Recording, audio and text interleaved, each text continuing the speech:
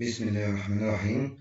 أهلا وسهلا بكم أبناء وبنات الطلاب في مراجعة ليلة الامتحان للصف الأول التجاري والفندقي ترم تاني 2024. معكم مستر أحمد القاضي، معلم أول لغة إنجليزية بمدرسة الجيزة الفنية المتقدمة. هنبتدي مراجعتنا النهاردة. السؤال الأول في الامتحان choose the correct answer. رقم 1 I look forward to meeting my old friend. I look forward to meeting my old friend. هنا أتطلع لرؤية أو لمقابلة صديقي القديم. الفكرة في الجملة هنا فين؟ أول ما أشوف في الامتحان look forward to باخد الفعل مضاف له ing. يبقى مش شرط في الامتحان تبقى الإجابة meeting. الإجابة إن look forward to بتاخد الفعل مضاف له ing. طب to لو جت لوحدها بدون look forward to بيجي بعدها فعل في المصدر بدون أي إضافات. رقم 2 The visitor is about 30 years old. الزائر حوالي 30 سنة. يبقى السن بياخد about، الأرقام بتاخد about. لما أقول about وبعدها رقم بتيجي بمعنى حوالي. 3 The opposite of dark hair is fair hair. عكس كلمة dark hair شعر غامق، fair hair اللي هو الشعر الفاتح اللي هو الشعر الأشقر. 4 He made a journey to Japan. He made a journey to Japan. هنا هو جابان اللي هي اليابان. الأماكن بتاخد حرف جر تو هنا معناها إلى، يبقى تو جابان إلى اليابان. 5 Would you like a sandwich؟ يعني هل تود ساندويتش؟ طالما سألنا بود يبقى هنجاوب أكيد بيس أو نو. فهنا قال yes please، نعم من فضلك.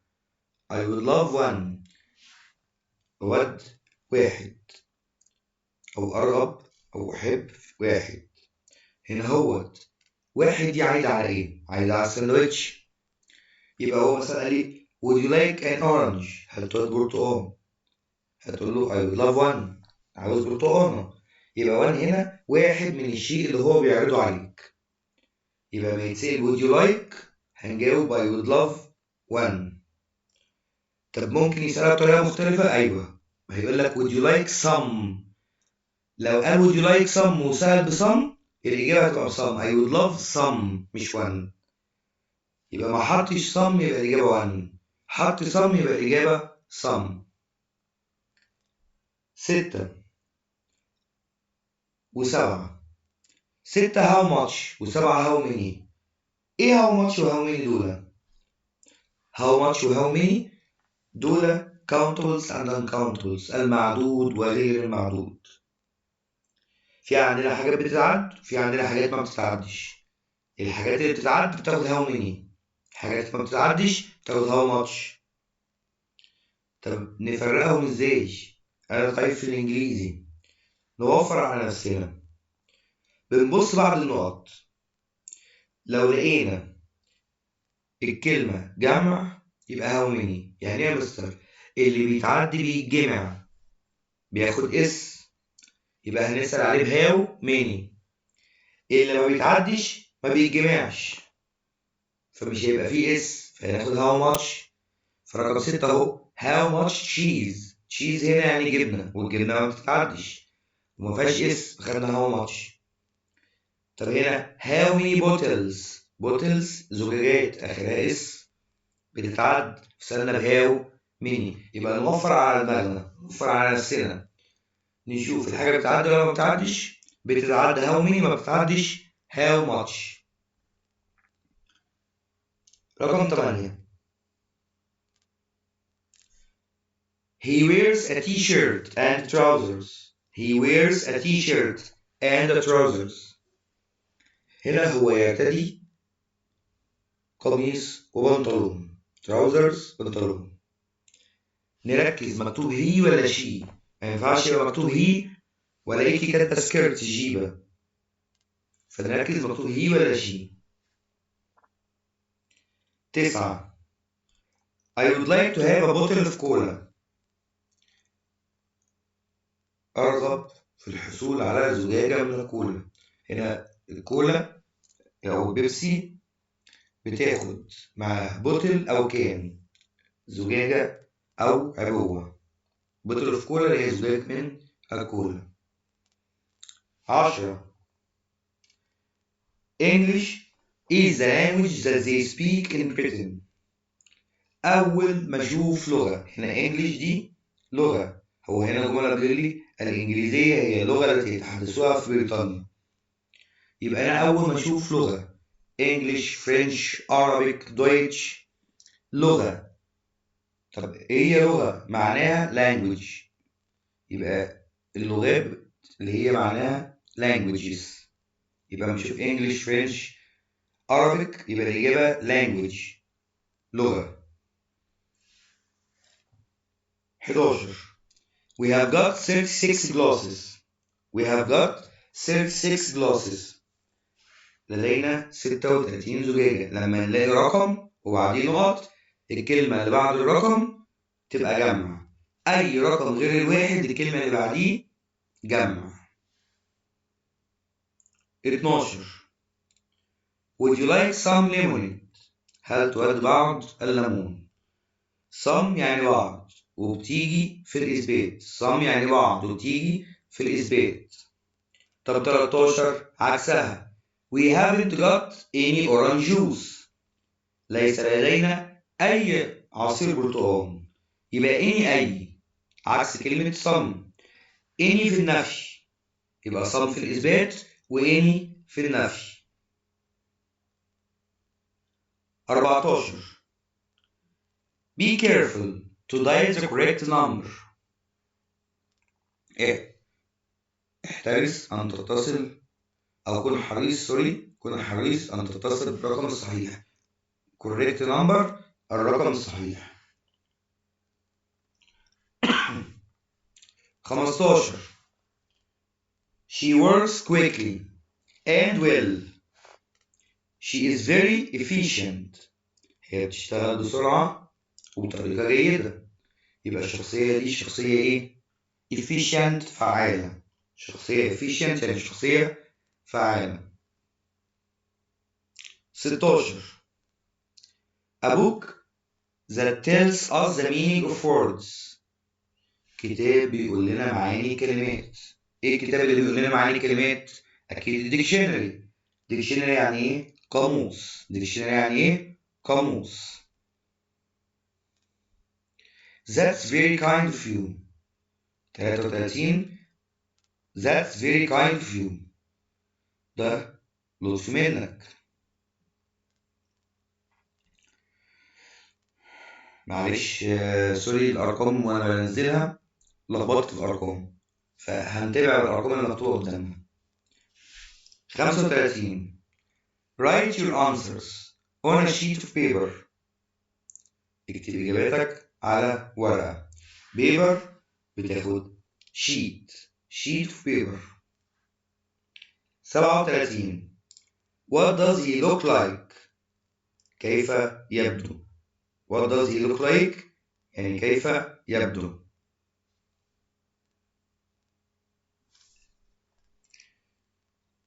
39. At the end of business letter we write yours sincerely.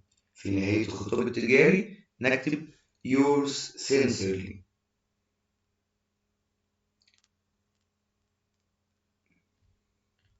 41. A bank clerk works in a bank. موظف البنك بيشتغل في البنك. 43. A receptionist is a person who receives visitors. موظف الاستقبال هو الشخص الذي يستقبل الزوار. 45. What was the weather like in London yesterday? كيف كان يبدو الطقس البارحة في لندن؟ 47 ركز فيها. This is the least expensive bag I could get for you. دي أقل شنطة سعرا قدرت أجيبها لك. يعني إيه الكلام ده؟ دي المقارنة الأعظم. لما بنقول الأغلى، الأرخص، الأسرع، المفروض إن المقارنة هنا هو بتبقى زي والصفة مضاف لها EST. زي ما نقول the tallest الأطول، the smallest الأصغر. بس هنا في مشكلة إن expensive صفة مقطع طويل، وطالما صفة مقطع طويل يبقى مش هناخد EST، هناخد least أو most. least يعني الأقل وmost يعني الأكثر. 49. may you help me أو can you help me الاتنين صح. هل يمكنك مساعدتي؟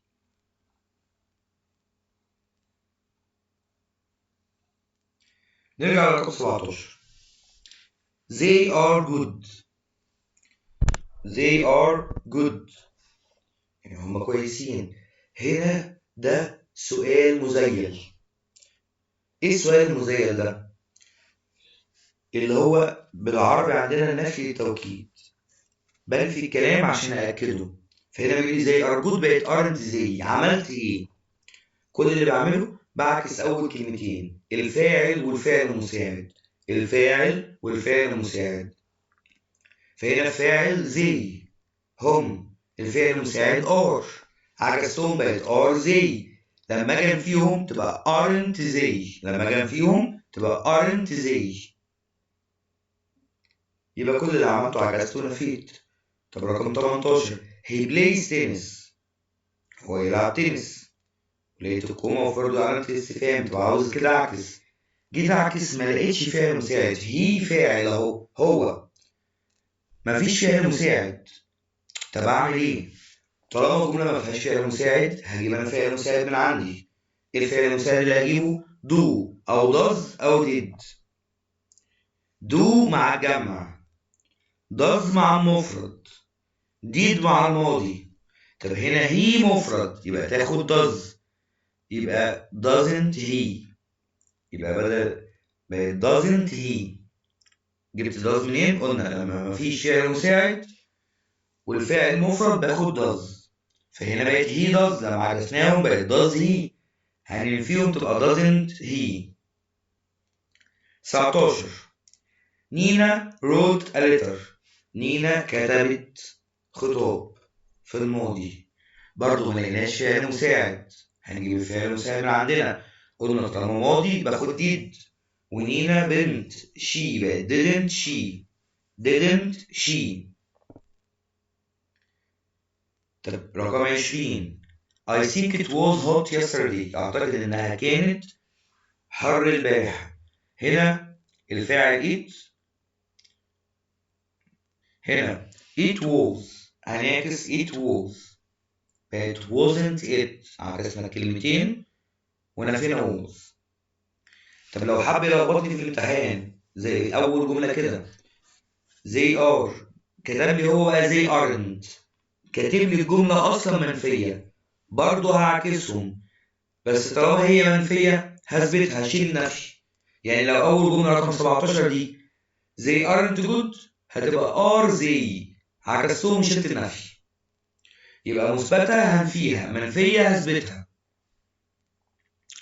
21 مهمة جدا. BUS is the company which we work in. هنا هو في عندي أدوات ربط، في عندي أدوات ربط who which that. خلينا فاكرين دايما إن who هي أداة ربط ما بين جملتين لتعبر عن العاقل.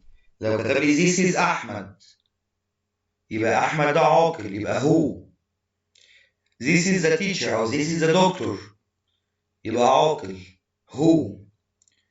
طب قال لي the door the chair يبقى غير عاقل which يبقى الجملة ببص على الجملة الأولانية لقيته عاقل باخد هو غير عاقل باخد which. طب يا مستر في الامتحان لقيت مكتوب محمد المفروض الإجابة هو دورت في الاختيارات ما لقيتش هو أعمل إيه؟ ساعتها آخد ذات. ليه؟ عشان ذات بتيجي مع العاقل ومع غير العاقل. 22 Purchase is another word of boy. Purchase is another word of boy. Purchase اللي هي شراء. كلمة تانية لمعنى كلمة باي يشتري. يبقى باي أو purchase بنفس المعنى. 23 The new computer is faster than the old one. الكمبيوتر الجديد أسرع من الكمبيوتر القديم. أسرع من faster than. كل اللي عاوز منك في المقارنة لقيت زين باخد اي ار لقيت اي ار باخد زين. نعيد تاني لقيت زين باخد اي ار باخد كلمة فيها اي ار لقيت اي ار باخد زين. فهنا فاستر زين أسرع من. 24 Lorries carry goods to all of Egypt. يبقى عربيات النقل بتحمل البضائع لكل حتة في مصر. This is called distribution وده اسمه distribution. distribution يعني توزيع. يبقى نقل البضائع في كل حتة في مصر اسمه distribution يعني توزيع. Sale and purchase of goods is called trade. بيع وشراء البضائع يسمى تجارة. ممكن تيجي sale and purchase ممكن تيجي buying and selling. لما الاقي في الامتحان sale and purchase أو buying and selling الإجابة هتكون trade. ليه؟ trade هي تجارة بس تجارة صغيرة بتتكون من بيع وشراء. بيع اللي هي sale أو selling. شراء اللي هو buying أو purchase. طب 26 commerce تجارة بس أوسع شوية. بتتكون من إيه؟ من trade and distribution يعني بتتكون من بيع وشراء وتوزيع. يبقى بيع وشراء بس trade. بيع وشراء وتوزيع commerce.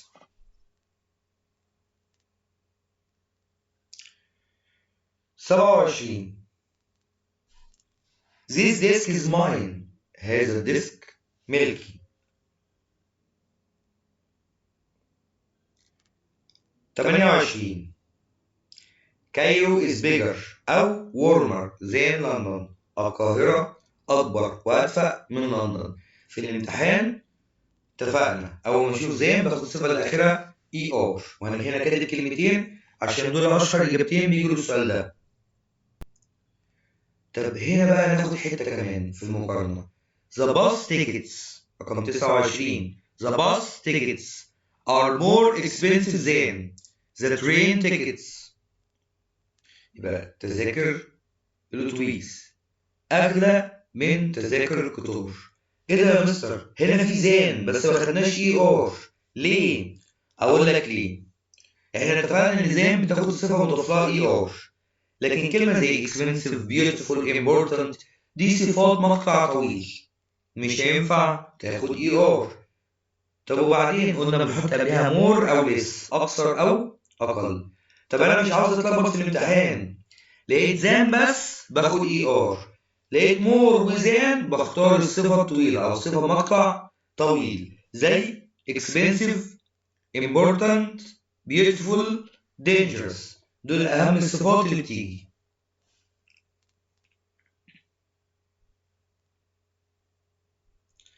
31 I am hungry أنا جائع. عاوز أقول وأنا أيضا بحط سو أو وأنا كذلك بحط سو وأعكس أول كلمتين. يبقى I am بقت am I. يبقى so am I وأنا كذلك. طب يا مستر لو بنتكلم بالملكية my car is blue رقم 32 my car is blue عربيتي زرقاء، عاوز اقول وانا كذلك، يعني حد بيرد عليا يقول لي وانا كذلك، برضه هنحط so وبرضه هننزل is،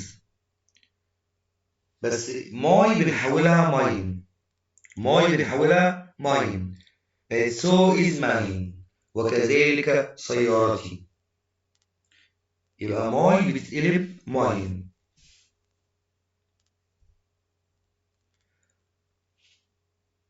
34 people enjoying seeing and talking to her الناس بتستمتع بالكلام معاها وبرؤيتها، يبقى دي شخصية ايه؟ she is reliable شخصية يعتمد عليها. 36 today is a leaving party اليوم حفلة وداع.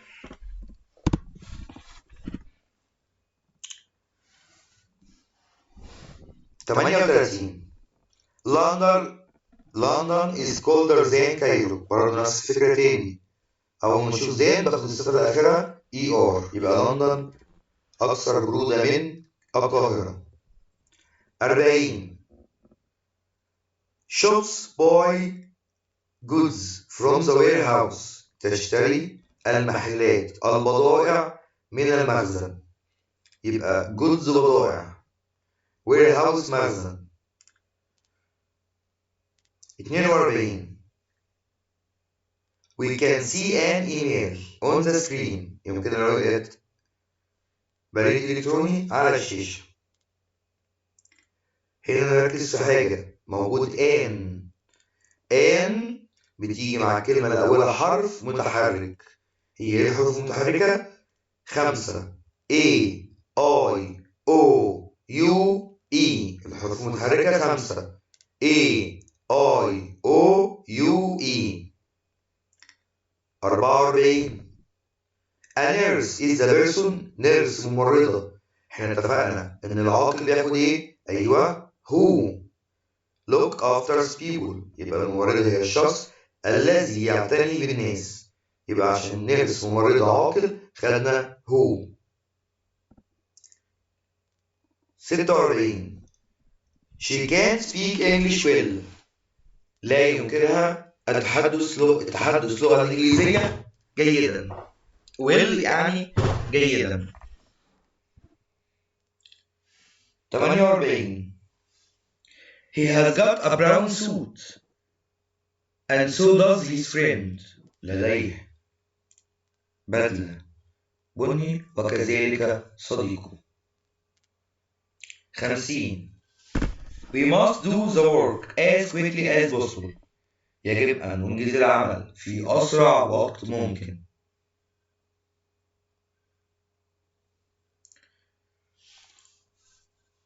51 how heavy is this laptop how heavy is this laptop كم ثقل هذا اللابتوب أو كم وزن هذا اللابتوب.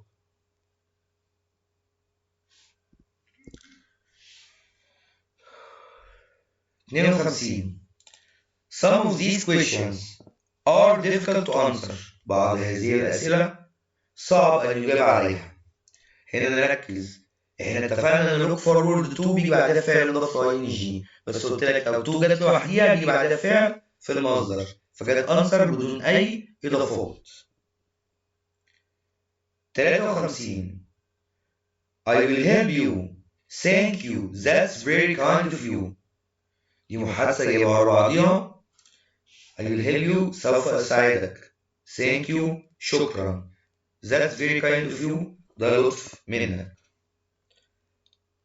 54 she never gets angry or upset she stays calm هي عمرها ما بتتضايق ولا بتغضب، يبقى هي شخصية بتفضل هادية calm يعني هادئ calm هادئ. 55 لا ملغية 55 56 57 58 يبقى 55 56 57 58 ملغيين. 59 She is good at English. She is good at English. يبقى كده عندنا اللغات تاخد حرف جر at. اللغات تاخد حرف جر at. 60 She is in charge of 12 employees. هي مسؤولة عن 12 موظف. in charge of يعني مسؤول عن أو في قيادة 12 شخص. يبقى هو expression على بعضه in charge of. 61 He wants to get promotion and becomes a manager. هو عاوز يترقى أو عاوز يحصل على ترقية ويبقى المدير. 62 He read a job advertisement in the paper. in the newspaper. هو قرأ إعلان وظيفة في الجريدة. job advertisement إعلان في الجريدة. إعلان وظيفة في الجريدة. 63 Who do you work for؟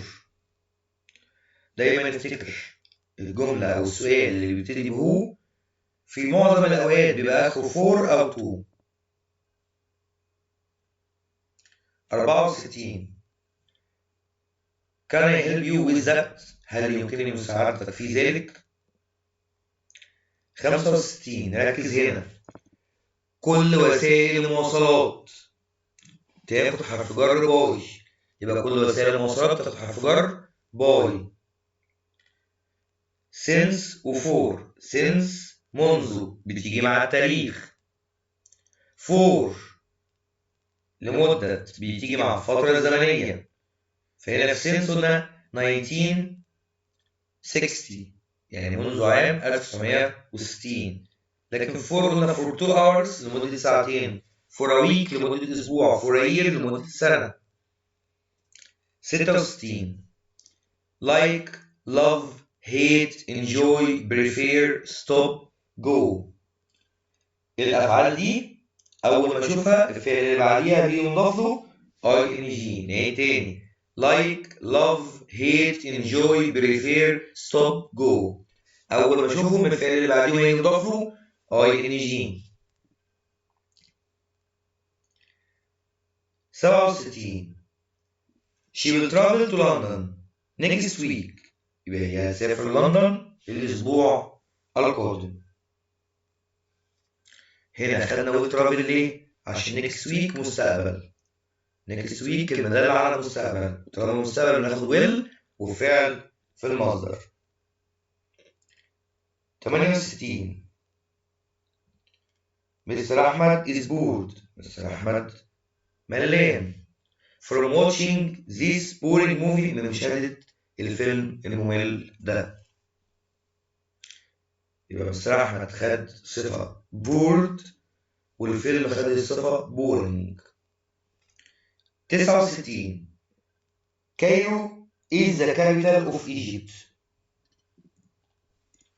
يبقى القاهرة عاصمة مصر.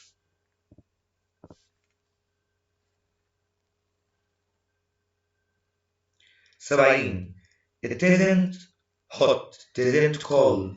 It's warm. الجو مش حر. الجو مش برد. الجو ايه؟ warm دافئ.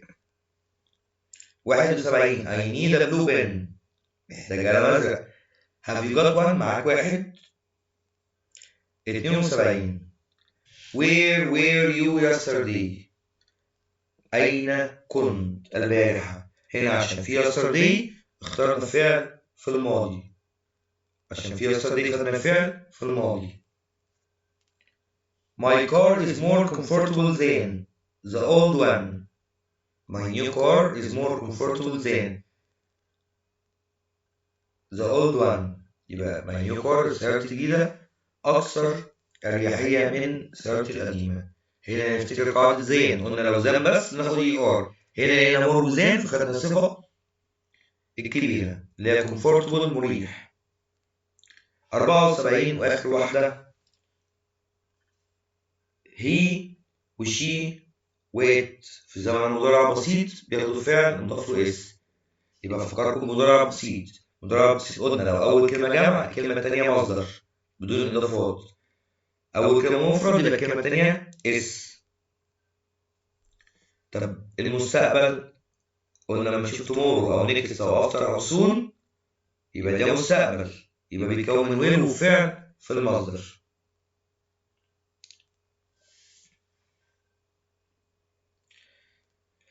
سؤال البراجراف. سؤال البراجراف اتفقنا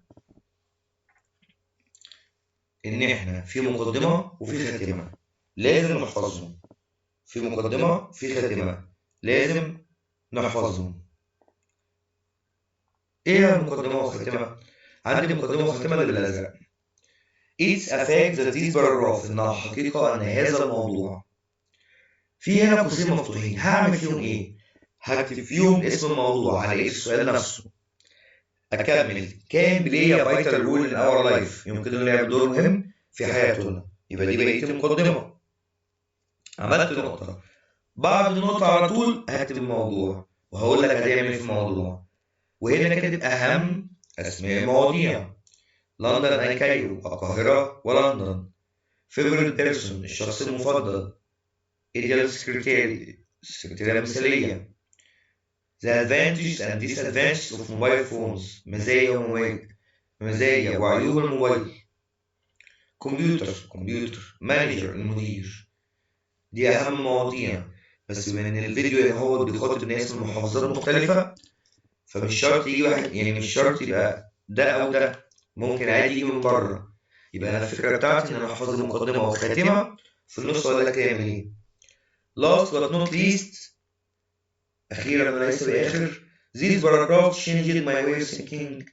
هذا الموضوع غير طريقتي في التفكير. يبقى أنا هنا كل اللي عاوزه منك تحفظ المقدمة والخاتمة وفي النص عاوزك تعمل لي 3 جمل بساط جدا في زمن المضارع. مش عاوز افتاءات، مش عاوز ناس تألف. 3 أو 4 جمل جيدين بساط جدا ما بين المقدمة والخاتمة دول تاخد درجة نهائية في باراجراف. سؤال الميمو. from to redate please. from to redate please. في from بجيب الاسم بعد from أو boy أو you are.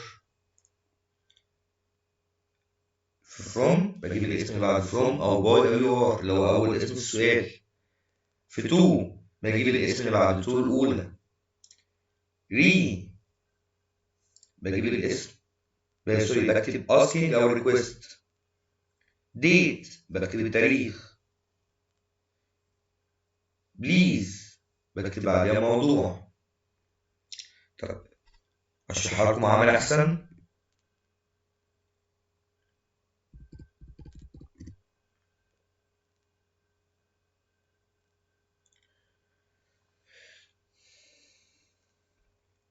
أهو سؤال ميمو أهو. You are the account manager at BOS company.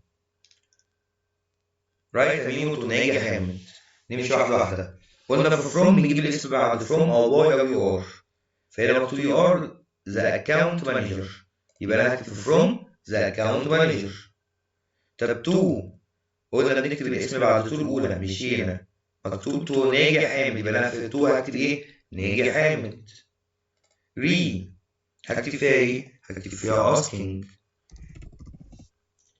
date هكتب فيها تاريخ اليوم. الموضوع قلنا هنكتب في موضوع كل اللي بعد to التانية أو till أو ask أو confirm اللي هنلاقيها الأول. فهنا مشينا بعد to الأولانية لقينا till يبقى هكتب من أول هنا لغاية آخر السؤال. ده الموضوع بتاع مين. وبعد ما تخلص بكتب تحت خالص على اليمين thank you. ده بالنسبة للميم.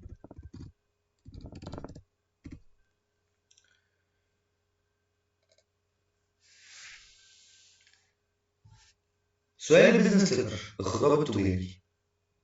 المفروض فوق على الشمال بيانات المرسل إليه اللي هي وظيفة ولقب واسم الشارع والعنوان ورقم بريدي، بيانات كتير. طب أنا مش عاوز أتعب نفسي يبقى بيانات المرسل إليه لغاية الرقم البريدي دي كلها الجملة اللي بعد طول الأولى. هدور على أول طول سؤال واخد الجملة اللي بعديها لغاية المحافظة، هي دي البيانات اللي هنكتبها فوق على الشمال.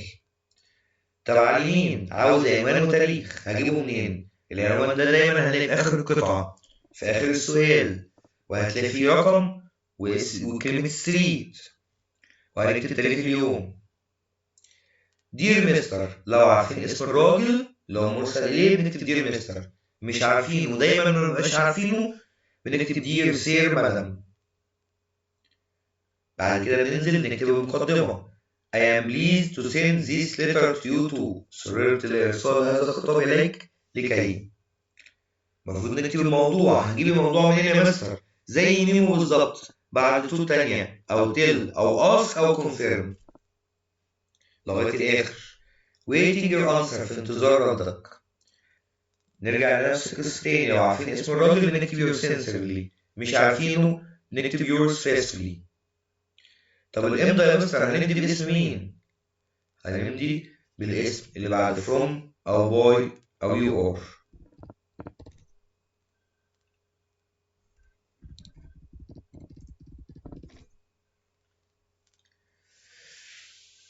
بالنسبة لسؤال القطعة المفروض إنك بتقرأ القطعة وتترجم على قد ما تقدر منها عشان تكون فكرة عنها. بعد كده بنركز الأسئلة بتاعت how many بنركز على أسئلة how many عشان أنا عاوز عدد أركز. مش ينفع أشيل الخط تحت الجملة كلها وهو هي الإجابة. أنا عاوز عدد. how did بسأل عن وسيلة مواصلات. who بسأل عن اسم شخص. best title العنوان المناسب ودايما بيبقى موجود في أول القطعة. طب يا مستر لو لقيت كلمة يتم تحديد الإجابة على أجزاء من الأسماء تعوض عليها بضمائر والاسم في الجملة التي تصدقه. يعني إيه الكلام ده؟ لقيت جملة موجود فيها مثلا كلمة هي هو معمولة بخط تخين ويقول لي هي دي عايدة على مين؟ هبص على الجملة اللي قبليها هعرف هي عايدة على مين. سؤال المحادثة. What would you like to drink؟ ماذا تود أن تشرب؟ I would like tea. أود شاي. Would you like a piece of cake؟ هل تود قطعة كيكة؟ فسألنا هنا would. طالما سألنا would يبقى الإجابة yes أو no. طب هنا جاوبنا بنو ليه؟ عشان هو كاتب I don't feel hungry أنا مش جعان، يبقى no thanks. How many pieces of sugar do you want in your tea؟ عاوز كم قطعة سكر؟ هل 2 pieces of sugar قطعتين من السكر. 2 Were you at home last weekend؟ هل كنت في البيت الأسبوع السابق؟ No I weren't. كل اللي عملته جاوبت بنو عكست أول كلمتين. نركز إن الأفعال المساعدة كلها am is are was were have has had do does did can could shall should will would may. أفعال المساعدة لو جت في أول الجملة يبقى السؤال معناه هل، بنجاوب عليه بيس ونو ونعكس أول كلمتين. What was the weather like؟ كيف كان يبدو الطقس؟ It was sunny. الجو كان مشمس. Did you swim in the sea؟ هل عمت في البحر؟ Yes I did. كل اللي عملته عكست أول كلمتين. يا مستر طب جبت اي منين؟ يو بتتقلب في الإجابة اي. Did you enjoy your stay in الأقصر؟ هل استمتعت بأجازتك أو إقامتك في الأقصر؟ Yes I did. جاوبنا بيس وعكسنا أول كلمتين ويو اتقلبت بقت اي. How did you go there؟ رحت ازاي هناك؟ By train. بواسطة القطار. What did you enjoy most there؟ استمتعت برؤية ايه؟ I enjoyed the view and the weather. استمتعت بالمناظر وبالطقس. كده نكون وصلنا لسؤال الترجمة. السؤال الرابع في الامتحان الترجمة. طبعا ان انا احفظ جمل ده موضوع صعب جدا وارهاق. مش عاوز حد يحفظ جمل.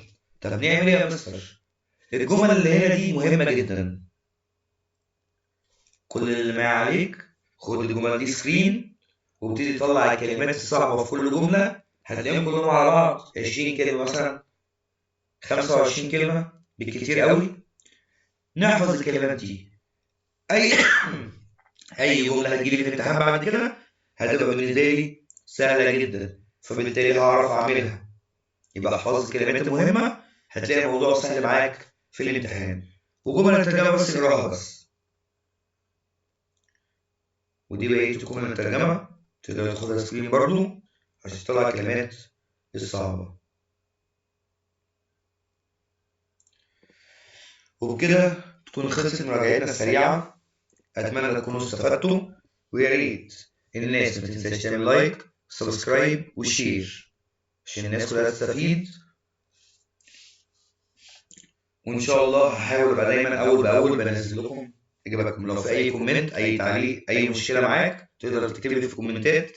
لو عاوز الملزمة تقدر تبعت لي على الواتس، وبعد الامتحان ممكن أراجع معاك الامتحان كمان. أتمنى تكونوا استفدتوا، وما تنسوش تعملوا سبسكرايب للقناة. شكرا.